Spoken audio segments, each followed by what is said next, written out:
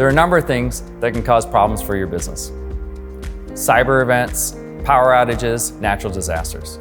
That's why it's important to have a business continuity and disaster recovery plan. If you were to Google BCDR, you would find yourself overwhelmed by a host of acronyms, processes, and procedures to create. This often scares most businesses away from even attempting to create a plan. And if they do, honestly, it's so basic that it's useless during an actual event. I'm here to tell you that it doesn't have to be that hard. The first step in creating a plan is assembling a team. Make sure they're excited, they understand the value of your plan, and that you have full support from senior leadership. Next, create a business impact analysis. Agreed, this is another one of those terms that tends to scare people away, but basically it's just sitting down with the employees who understand your business and figuring out a few key factors. Those include the business functions and services you provide that drive the business. Acceptable outage times those functions and services can be down when a significant event occurs.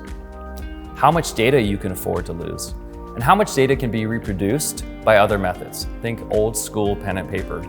And finally, are there any special circumstances such as contractual agreements or regulations that need to be accounted for? Next, write all this information down. It doesn't have to be fancy, and you don't need a shiny new app. Just make sure it's legible and it contains all important information. If you're worried about a specific event occurring, plan for it. But avoid spending time planning for events that are unlikely to affect your business. So which area should you start with first? Most companies rely on IT, so at a minimum, create an IT-specific plan that can bring your required systems back online within the desired time frame. Last, test and keep your plan updated. This often gets overlooked and can lead to failures when it comes time to implement the plan. Testing truly helps avoid those pitfalls. Having a business continuity and disaster recovery plan will help protect your clients, your employees, and your business. And though it may seem intimidating, having a proper plan in place could save your company.